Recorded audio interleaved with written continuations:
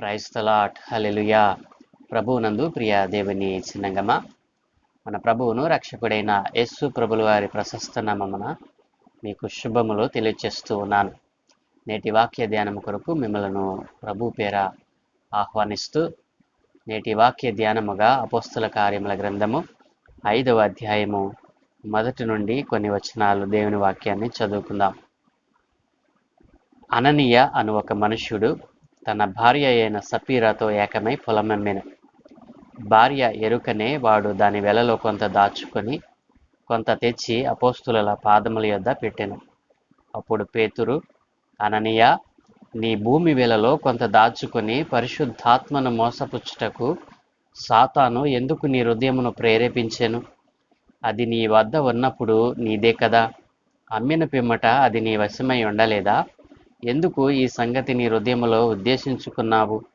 నీవు మనుషులతో కాదు, దేవునితోనే అబద్ధమాడితివని వానితో చెప్పాను. అననీయ ఈ మాటలు వినుచునే పడి ప్రాణము విడవగా వినిన వారికందరికి మిగుల భయము కలిగెను. అప్పుడు పడుచువారు లేచి వానిని బట్టతో చుట్టి మోసుకుని పోయి పాతిపెట్టిరి. ఇంచుమించు 3 గంటల సేపటికి వాని భార్య జరిగినది ఎరుగక లోపలికి వచ్చెను. అప్పుడు పేతురు, మీరు ఆ భూమిని ఎంతకే అమ్మితిరా? నాతో చెప్పుమని ఆమెను అడిగాను. అందుకామె, అవును, ఇంతకే అని చెప్పాను. అందుకు పేతురు, ప్రభువు యొక్క ఆత్మను శోధించుటకు మీరెందుకు ఏకీభవించితిరి? ఇదిగో, నీ పెనిమిటిని పాతిపెట్టిన వారి పాదములు వాకిటనై ఉన్నవి. వారు నిన్నును మోసుకుని పోవుదరని ఆమెతో చెప్పాను. వెంటనే ఆమె అతని పాదముల యొద్ద పడి ప్రాణము విడిచెను. ఆ పడుచువారు లోపలికి వచ్చి ఆమె చనిపోయినది చూచి ఆమెను మోసుకుని పోయి ఆమె పెనిమిటి యొద్ద పాతిపెట్టిరి. సంఘమంతటికి ఈ సంగతులు వినిన వారికి అందరికీ మిగుల భయము కలిగెను. ఆమేన్. ప్రభువునందు ప్రియ దేవుని జనాంగమా, చదువుకొనబడిన లేఖనం నిమిత్తమే ప్రార్థన చేద్దాం. మమ్మల్ని మిక్కిలిగా ప్రేమించుచున్న ప్రియ పరలోకపు తండ్రి, సర్వోన్నతుడా, పరిశుద్ధుడా, సజీవుడా, మీకు స్తోత్రాలు నాయన. ఏ మంచి లేని మా జీవితాలలో ఒక నూతన వెలుగుతో మరొక నూతన దినాన్ని అనుగ్రహించినందుకు మీకు వందనాలు అయ్యా. మీరు మాకిచ్చిన ఈ దినమున తండ్రి, మా పనులతో పాటు నైనా ఇదిగో నీ యందు ఆనందించేటువంటి నీ వాక్య ధ్యానములో పాలు పొందటానికి కూడా కృప చూపినందుకే మీకు స్తోత్రాలు. చదువుకున్న ఈ లేఖనమును మా కొరకు దీవించమని, నీ వాక్య లేఖనాలలో నుండి అయా కొన్ని సత్యాలు నేర్చుకోవడానికి మా అందరికీ నేర్పించమని యేసునామమున ప్రార్థిస్తున్నాను తండ్రి. ఆమేన్.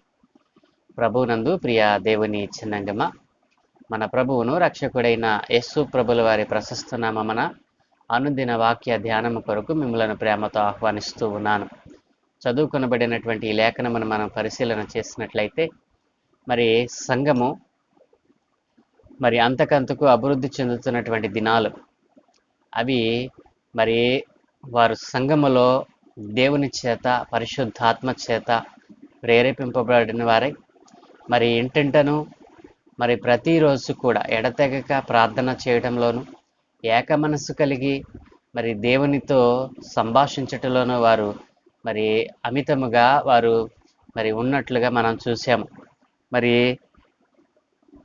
దేవుని యొక్క కార్యాలు, పరిశుద్ధాత్మ కార్యాలు ఆనాటి సంఘములో విరివిగా జరుగుతూ ఉండగా మరి విశ్వసించినటువంటి వారందరూ కూడా ఏకహృదయము కలిగి ఏకాత్మ కలిగి మరి ఎవరు కూడా మరి తమకు కలిగినది ఇది నాదే అని ఎవరు అనుకోకుండా ఎవరికి కలిగినది వారు మరి అమ్మి బేదలకు ఇవ్వడం, మరి వారి యొక్క ఇండ్లను, వారి యొక్క భూములైనను ఇండ్లైనను వారికి కలిగిన వాటన్నిటినీ తెచ్చి మరి వాటిని అమ్మి వాటి అమ్మగా వచ్చినటువంటి వెలన తీసుకొచ్చి అపోస్తలుల పాదముల యొద్ద పెడుతున్నటువంటి దినాలు. ఆ దినాలలో ప్రజలు మరి వారు ప్రతివానికి కూడా వాని అక్కర కొలది పంచిపెడుతూ దేవుని యొక్క మరి సన్నిధిలో దేవుని యొక్క ఆత్మను పొందుకున్న వారై మరి జీవిస్తున్నటువంటి దినాలలో మరి ఒక కుటుంబము మరి అదే రీతిగా వారికి ఉన్నటువంటి ఆస్తిని అమ్మి మరి ఆ ఆస్తిని తీసుకొచ్చి అపోస్తుల పాదముల యొద్ద పెట్టినట్లుగా మనం చూడగలం. అయితే ఇక్కడ మరి ఆ కుటుంబం చేసినటువంటి పని ఏమిటి? ఎందుకు ఆ కుటుంబంలో మరణము సంభవించింది? ఆ కుటుంబము దేవునిలో సంఘములో చేర్చబడినటువంటి కుటుంబమే. అయితే ఆ కుటుంబంలో ఒక వ్యక్తి చేసినటువంటి మరి ఆ చెడ్డ కార్యము, ఆ చెడ్డ తలంపు, ఆ చెడ్డ ఆలోచన మరి తనతో పాటు తన భార్యను కూడా మరి చనిపోవుటకు కారణమయ్యింది. ప్రియ దేవుని బిడ్డలారా, ఈరోజు మనం చదువుకున్నటువంటి వాక్య లేఖనములో అననీయ, సపీరా అనేటువంటి ఇద్దరు వ్యక్తులు మనకు కనపడతారు. వీరు దేవుని సంఘములో విశ్వాస సమాజములో చేరిన వారే. మరి ప్రతి ఒక్కరు కూడా ఆనాటి సహవాస సంఘ సభ్యులు, విశ్వాసులు.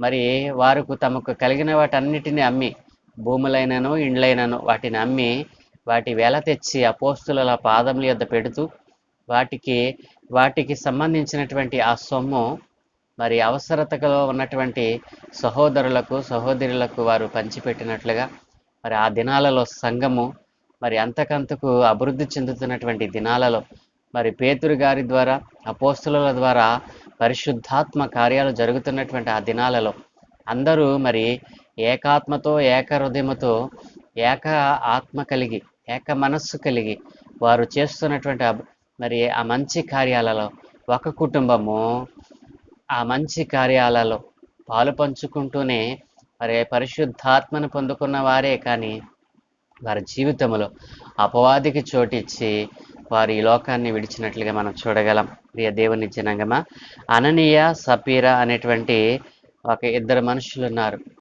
వారు కూడా మిగతా మరి సహవాసపు సభ్యుల వలె, మిగతా మరి సంఘ సభ్యుల వలె వారు కూడా తమకు కలిగినటువంటి పొలాన్ని అమ్మారు.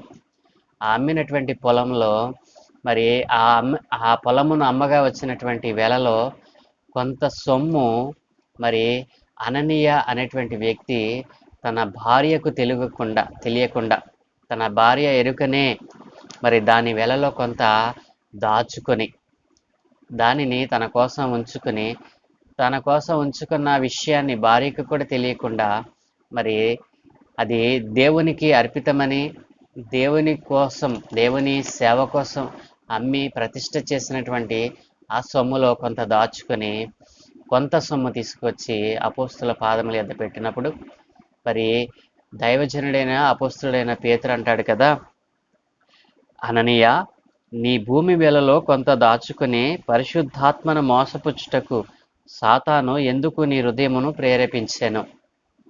ప్రియ దేవుని జనాంగమా, మరి సేవకుడు పరిశుద్ధాత్మతో నిండిన వాడై అననీయ చేసినటువంటి ఆ కార్యమును, అననీయ హృదయములో ఆలోచన చేసినటువంటి ఆ చెడ్డ తలంపును మరి బట్టబయలు చేస్తూ ఉన్నాడు. కాబట్టి ప్రియ దేవుని జనాంగమా, పరిశుద్ధాత్మను మోసపుచ్చాలనుకోవడం ఎంత అవివేకమో ఈ కుటుంబంలో మనం చూడవచ్చును. ఈ కుటుంబంలో జరిగినటువంటి విషయాలను మనం ఆలోచన చేసినట్లయితే మరి పరిశుద్ధాత్మను మోసపుచ్చుట ఎవరి తరం కాదు. ఎందుకంటే ప్రజెంట్ మన జీవితాలలో కార్యాలు జరుగుతున్నాయి అంటే మరి పరిశుద్ధాత్మ ద్వారానే. పరిశుద్ధాత్ముడు మరి యేసు ప్రభుల వారు పునరుద్ధానుడై ఆరోహణమైన తరువాత ఆయనకు మారుగా మరి ఆదరణకర్తగా మన మధ్యకు వచ్చి మన మధ్య నివాసం చేస్తూ ఉన్నాడు. మరి పరిశుద్ధాత్మను మోసపుచ్చుట ఏ మనుషుని వలన కాదు. కాబట్టి ఈ రోజున అననీయ సపీరా తన కుటుంబము మరి ఏ రీతిగా ప్రభువునందు మరి నిలవలేకపోయిందో, మరి ఏకహృదయము కలిగి మరి సహవాసములో ఇమడలేకపోయిందో, మరి మరి ఏకాగ్రత, ఏక మనస్సు, ఏకహృదయముతో ప్రభువుని ఆరాధించలేకపోయింది. మరి దేవునికిచ్చుటలో వారు ఏకాత్మ ఏక హృదయమును మరి వారు కలిగి లేకుండా ఈ లోకాన్ని విడిచినట్లుగా మనం చూడగలం.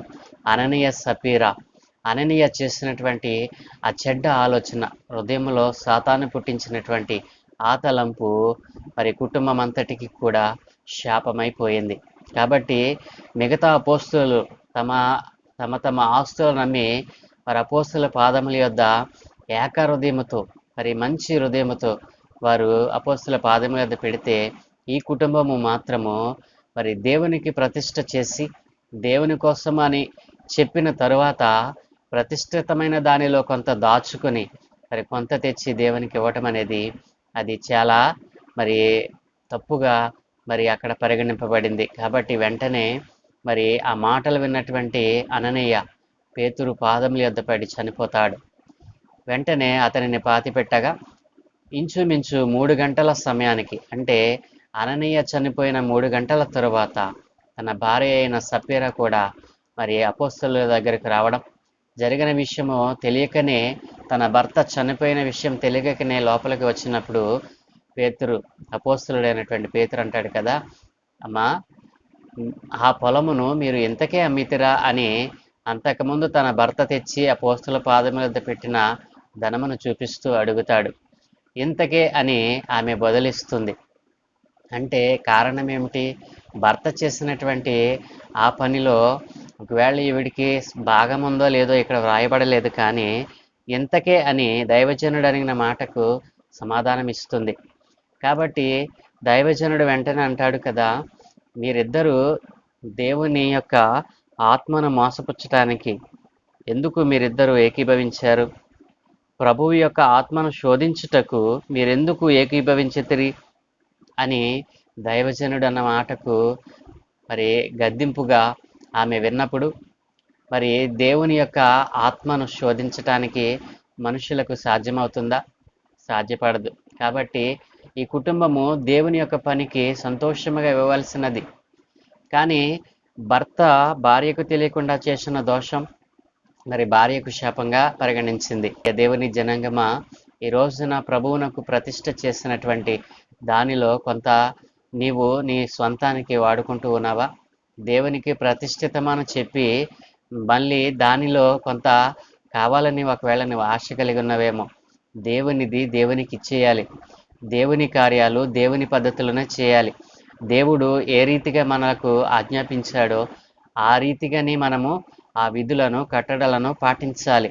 దేవుని కట్టడలకు దేవుని ఆజ్ఞలకు వేరే రకంగా నీవు వాటిని మార్చివేసి మరి నీకు ఇష్టమైన రీతిలో దానిని పెట్టుకొని ఇది దేవుని ఆజ్ఞ అని దేవుని కట్టడని ఒకవేళ నీవు నడుస్తున్నావేమో, అది చాలా ప్రమాదమైనది. కాబట్టి ప్రభువు యొక్క ఆత్మను మోసపుచ్చడానికి ఎవరికి కూడా మరి కూడదు. కాబట్టి ప్రియ దేవుని జనాంగమా, నీ జీవితంలో నీ విశ్వాస పరిమాణములో నీ విశ్వాస జీవితంలో ఎంతకాలము నీవు దేవుని యొక్క ఆత్మను మోసపుచ్చుచున్నావు? అనేక కార్యాల ద్వారా, అనేకమైనటువంటి చెడ్డ క్రియల ద్వారా దేవుని ఆత్మను మోసపుచ్చుచూ ఉన్నారు.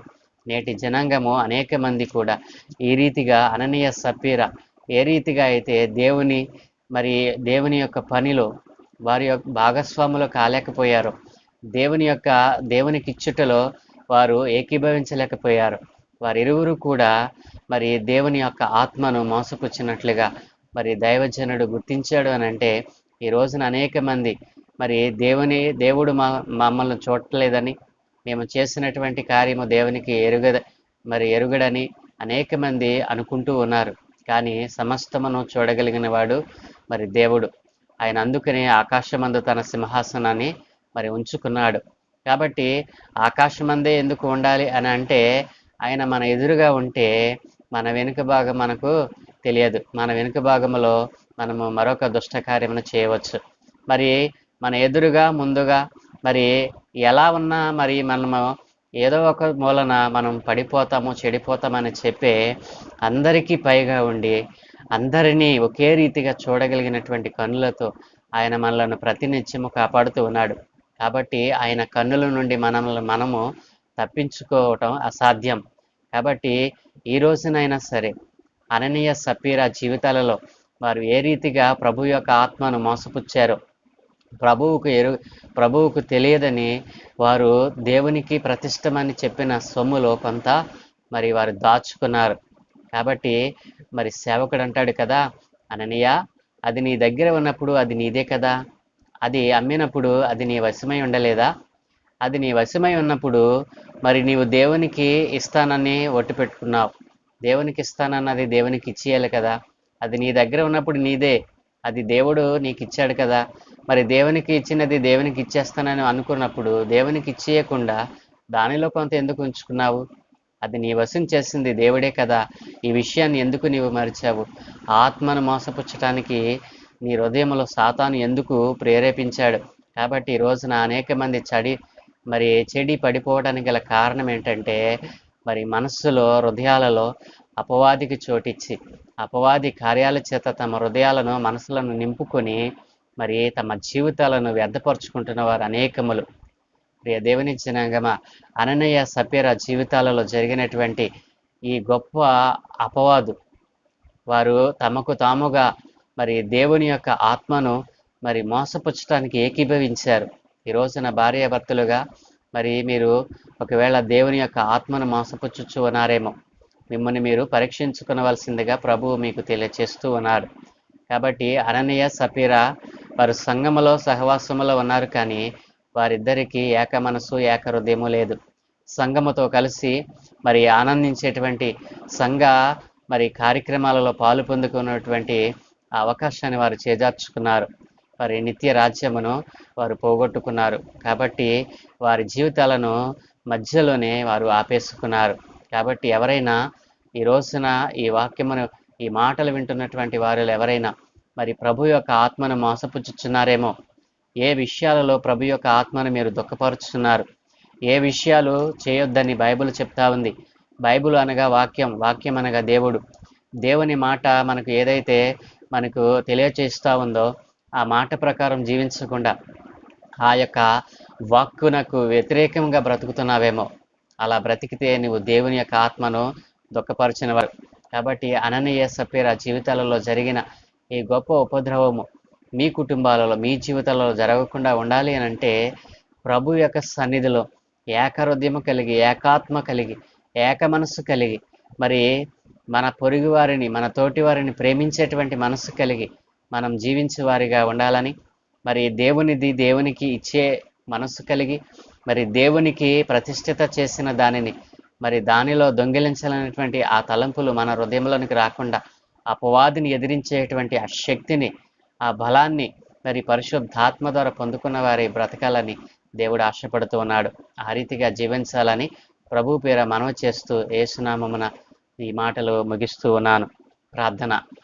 సకల ఆశీర్వాదములకు కారణభూతుడైన తండ్రి, సర్వోన్నతుడా, పరిశుద్ధుడా, మీకు స్తోత్రాలు నాయన. ఏ మంచి లేని మా జీవితంలో మరొక నూతన దినాన్ని అనుగ్రహించారు తండ్రి. అననీయ సపీరా ఈ సంఘములో సహవాసములో ఉన్నారే తప్ప నైనా సంఘములో సహవాసములని బిడ్డలు చేస్తున్నటువంటి మరి పూర్ణ హృదయముతో వారు దేవుని యొక్క సన్నిధికి తమ తమ ఆస్తులను అమ్మి తెచ్చి అపోస్తలుల పాదముల యొద్ద పెట్టారు నాయన. అందరూ ఏక మనసుతో ఏక హృదయముతో చేస్తే ఈ కుటుంబం ఒక్కటే నాయన. మరి తమ హృదయాలలో మరి కొంత మరి నీ సొమ్మును దొంగిలించాలనేటువంటి ఆలోచన కలిగి వారిద్దరూ ఏకీభవించి చేసినటువంటి ఆ దోషము అయా, ఇదిగో తండ్రి, నీ సన్నిధిలో వారు నిలవలేకపోయారు. ఈ రోజున ఈ రీతిగా ఎవరైతే అననీయ సపీరా లాంటి జీవితాన్ని, అలాంటి మనస్సు, అలాంటి దృక్పథముతో ఉన్నారో ప్రభా, వారందరి మనస్సులను అయ్యా మీరు ఒక్కసారి నైనా దర్శించండి. అలాంటి ఆలోచనల నుండి వారిని తప్పించండి. ఎవరిది కూడా అయ్యా ఈ భూమి మీద సమస్తమును మీరు అనుగ్రహించిందే. మీరు అనుగ్రహించిన దానిలో కొంత నీ సన్నిధికి తేవాలనే ఆలోచన వారికి పుట్టించమని అడుగుచున్నాను నాయన. అయ్యా అందరూ కూడా నాయన నీవిచ్చిన దానిలో నుండే నాయన నీకు ఇవ్వడానికి మనస్సు లేకుండా నాయన ఈ రోజున బ్రతుకుతూ ఉన్నారు. అలాంటి వారు అనేక మంది తండ్రి ఈ లోకములో జీవిస్తూ ఉండగా నీ వాక్యము ద్వారా వారు తమ జీవితాలను సరిచేసుకోవడానికి అవకాశాన్ని దయచేశారు. ఈ అవకాశాలు ముందు ముందు ఉంటాయో లేదో మాకు తెలియదు తండ్రి.